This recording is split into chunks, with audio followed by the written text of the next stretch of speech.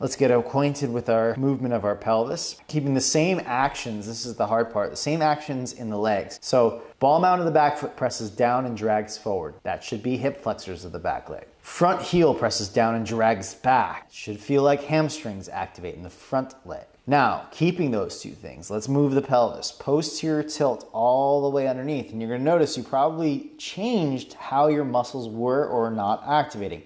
That's normal, but just see if you can remind yourself, press the ball mount of the back foot down and drag it forward. Press the heel down and drag it back. Now change the articulation of the pelvis into anterior tilt. Stick your bum up to the sky, arch your back, lift your chest. Now you're in the opposing direction of the pelvis and see if we can activate the muscles in the same way. Ball mount of the back foot presses down and drags forward. Front heel drags straight back. Notice any challenges, any differences when the pelvis is anterior tilted versus when it was posterior tilted. Let's grab the two blocks. Come to a tabletop position in your upper body. So sit bones lift, right? So instead of being here, lift your bum up to the sky. It's gonna be back muscles and hip flexors. Lean forward and get your legs vertical. This is gonna be a hip flexor activation exercise. Keeping your bum up to the sky the best you can, lift your left heel up, flex the left foot. Now, without doing your best not to tuck your tail, it will tuck, but try not to. Bring your left foot to the block. Now try to bring it up as high as you can towards your wrist. So flex the foot and try to suction the left hip up and then tap your wrist. Okay, then you can slowly lower it down, and then suction it back up, slowly lower it back down, suction it back up, and slowly bring it back. You step your left knee back and walk the right foot forward and simply flex the foot. So Ardha Hanumanasana. One thing you can do is just windshield wiper the right thigh bone. So right thigh rotates all the way to the right, and that's gonna get more of the outer right hips. Right thigh bone turns all the way in. It's gonna get more hamstrings, inner thighs, all the way out, and then come back to center. Flex the foot. Now here's what I suggest. We first learn how to use the hip flexors of the front leg, first by using the back hip flexors. So pull your left knee towards the front, and now lift the right leg up. That should be really fun. Okay. Now put it back down.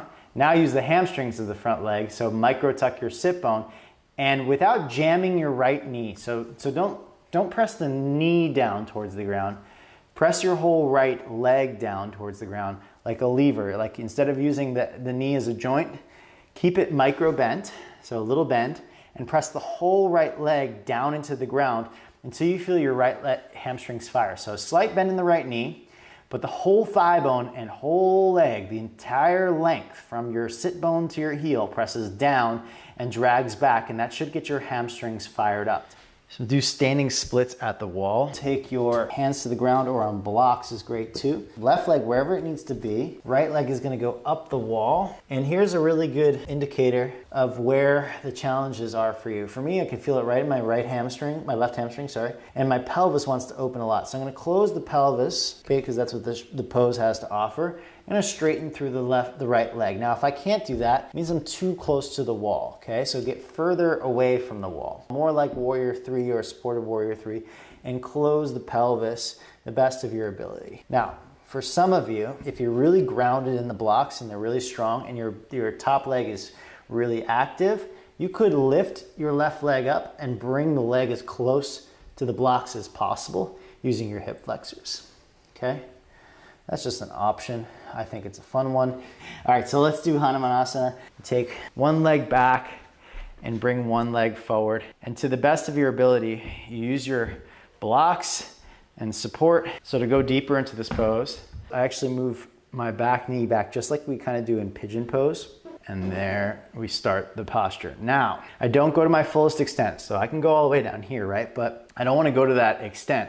I want to get to a point where it's hard or challenging and I feel the stretch, but not to the point where I can't activate my muscles. The back knee drags forward. The front leg, we've done this already, micro bend the knee, and from your left sit bone, tuck a little bit and press straight down through the heel. By tucking the left sit bone, you're actually kind of shortening the hamstrings. Okay, so tuck the left sit bone and press straight down through the heel, so much so that it actually gets easy and light. There's an easeful and a lightness about this pose because my legs are pressing down just like they would in any sort of standing pose. Okay, so what you can do is you can get up lighter, Be more free by getting stronger and stronger here.